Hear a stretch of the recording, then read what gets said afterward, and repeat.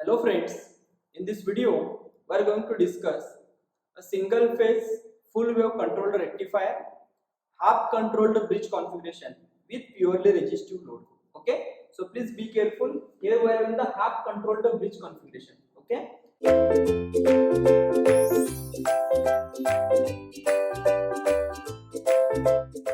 in the half controlled bridge configuration, again we are having the two possible configurations. One is the symmetrical, second one is the asymmetrical. Okay, so let us first understand what is the difference between the half controlled and fully controlled. Okay, so if you recall the fully controlled bridge configuration, in the fully controlled, yes, out of these four, right, all the four were the controlled switches, right? So in the half controlled, out of the four, two will be the controlled switches, remaining two will be the uncontrolled switches. Okay, so here we are having the two thyristors T1, T2. These are the controlled thyristors, okay, controlled switches, and diodes are uncontrolled switches. Okay, so that's why it is the half controlled. Next, it is a symmetrical configuration. If you check in the bridge, we are having two legs. This is the first leg, this is the second leg. Okay, each leg consists of one thyristor and one diode, right? One thyristor, one diode. So that's why it is known as the symmetrical configuration. Okay, in the asymmetrical configuration, in the two legs, out of the two legs, one leg consists of the both the thyristors and second leg consists of both the diodes. Then it will be a asymmetrical configuration. Okay, but this is the one thyristor, one diode, one thyristor, one diode. So it is a symmetrical configuration. Okay, and the load is resistive. Okay, so next, Vs is equal to Vm into sine of omega t. Okay, so when Vs is positive, this is the highest potential, here it is the lowest potential. Okay, so next, when Vs is positive, thyristor T1 and diode D2 will be in the forward bias mode. Similarly, when Vs is negative, what will happen? Thyristor D2, diode D1 will be in the forward bias mode. Okay, so if you check, diode is the uncontrolled switch. Okay, so diode does not require the gate signal to turn on. Okay, if the forward voltage will appear across the diode will turn on automatically. Okay, so here we need to apply the gate pulse to only thyristor T1 and the thyristor T2. Okay, so when to apply the gate pulse to thyristor T1? When thyristor T1 will be in the forward bias mode, right? That is nothing but when Vs is positive. Okay, so when Vs is positive, we apply the gate signal to thyristor T1. When Vs is negative, we apply the gate signal to thyristor T2. And similarly for positive cycle, thyristor T1 gate signal, and next for second negative cycle, the gate signal will be applied to the thyristor T2. Okay, next, now we are going to discuss the circuit operation, okay, during different intervals. Okay, so if you check, for omega t is equal to 0 to alpha, for omega t is equal to 0 to alpha, yes, thyristor will be in the forward blocking mode, right? So both the thyristors, one thyristor will be in the forward blocking mode, second thyristor, that is the thyristor T2, will be in the reverse blocking mode. Okay, and here it is the R.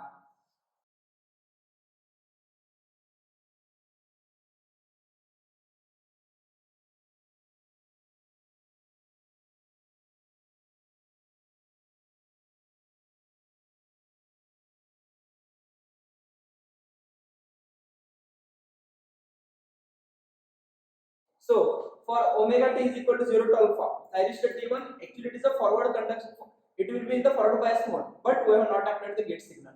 So that's why thyristor T1 will be in the forward blocking mode, thyristor T2 reverse blocking mode. Okay, so here current will not flow from source to load. So I0 is equal to 0, V0 is equal to I0 into R. So it is a 0. Okay, so from 0 to alpha, V0 and I0 both will be 0.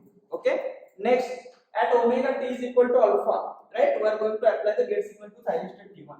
So what will happen from omega t is equal to alpha to pi? From omega t is equal to alpha to pi. Yes, what will happen?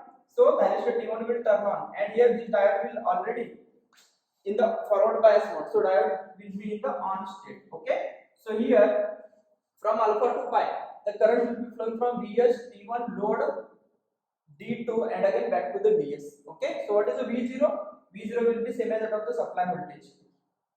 What is I0? I0 is equal to V0 by R, which is equal to Vs by R, right? So it is I0 will be in phase with the supply voltage as well as it is in phase with the V0. Okay, so here if you check from alpha to pi, V0 will be same as that of the supply voltage, I0 will be, yes, in phase with the V0. Okay, which two devices will be in the on state?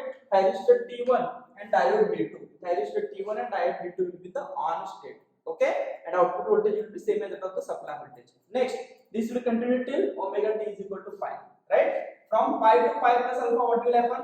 From omega t is equal to pi plus alpha. Yes, if you check after pi the supply voltage polarity is reversed. Okay, so as the supply voltage polarity is reversed, so thyristor T1 and diode D2 will be in the reverse bias mode. Okay, so here it is a minus now, here it is a plus now. Okay, so what will happen during pi to pi plus alpha? Second thyristor T2 will be in the forward bias mode, but we are not applied the gate signal. Okay, so thyristor T2 will be in the forward blocking mode. Okay, so circuit will not be completed. Okay, next due to that I0 will be 0. What is V0? V0 is equal to I0 into R, so it is a 0. Okay, so from pi to pi plus alpha, V0 is 0, I0 is 0. Okay, next from pi plus alpha to 2 pi, what will happen? From omega t is equal to pi plus alpha to 2 pi. Let us discuss what will happen. Yes, it is from pi plus alpha to 2 pi. At pi plus alpha, we are applying the gate signal, right, to thyristor T2. So T2 will turn on, and also diode D1 will turn on. Okay, so here if you check, current will be flowing from Vs, T2, load, D1, and again back to the Vs. Okay, so thyristor T2 and diode D1 will be in the on state. Okay, so what is the V0? V0 is equal to Vs, and I0 will be equal to V0 by R. Right, so it is equal to in phase with the V0 or is equal to Vs by R. Okay, so from pi plus alpha to 2 pi, V0 will be same as that of the supply voltage, but it is a positive, and I0 will be in phase with the V0. Okay, so if you check the V0 waveform in the half controlled bridge configuration and fully controlled bridge configuration for purely resistive load, in both the cases we are getting the same V0 waveform. Okay, but this circuit is having the advantage that here out of the 4 we are having 2 uncontrolled switches and 2 are the controlled switches. Okay, so economically if you check, yes, the cost of the diode will be lesser than that of the thyristor. Okay, so that's why this circuit will be somewhat economical compared to that of the previous case. Is this clear? Okay, so the same very simple operation, instead of T1 T2, now here we are having the conduction like a T1 D2 and T2 D1, T1 D2 and T2 D1. Okay, next, can we derive the expressions? Yes, V0 average, we can derive the expressions.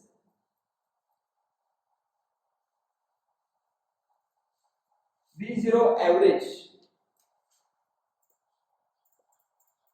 is equal to 1 by pi integration from alpha to pi, yes, Vm into sine of omega t d omega t, right? We already simplified this type of waveforms average value. Yes, it is the Vm by pi into 1 plus cos alpha. This is the V0 average, right? Similarly, we can find V0 RMS. V0 RMS is equal to 1 by pi integration from alpha to pi Vm square sine square of omega t into d omega t to the power 1 by 2, right? So we can write it as a is equal to Vm upon root pi, right, into integration from alpha to pi 1 minus cos of 2 omega t divided by 2 into d omega t to the power 1 by 2. Okay, so we can take this divided by 2 outside. So it is the Vm upon root 2 pi into, yes, it is omega t minus sine of 2 omega t divided by 2, right?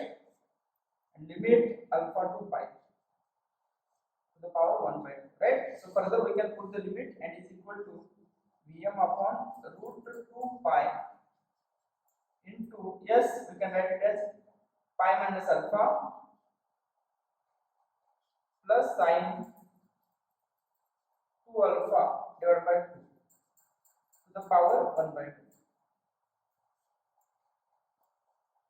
Okay, so this is the expression for V0 RMS. Okay, further we can find I0 average, I0 RMS. Okay, so I0 average is V0 average by R, I0 RMS, V0 RMS by R. Okay, I0 average is equal to V0 average by R, I0 RMS is equal to V0 RMS by R. V0 average is equal to I0 RMS square into R. Load is only resistive. Okay, so power consumed by the resistor, average power is I0 RMS square into R. Okay. Next, conduction time of each thyristor. Conduction time of each thyristor. Yes, if you check, thyristor T1 is in the onset from alpha to pi. So it is a pi minus alpha pi omega. Right? Pi minus alpha pi omega. Similarly, what is the conduction time of each diode? The same. Okay? Conduction time of each diode, right, is equal to pi minus alpha divided by omega. Right? Pi minus alpha by omega. Are you getting the point? Right?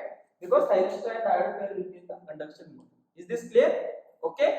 So also we can find the input power factor as well. Okay. So this is about the half controlled bridge configuration. Okay, be careful. This is a half controlled bridge configuration. It is also known as a half bridge converter. Okay, it is a type of the full wave controlled rectifier. So please be careful. Okay, in the next video we are going to discuss the RL load, the symmetrical configuration, and the load will be the RL load. Thank you.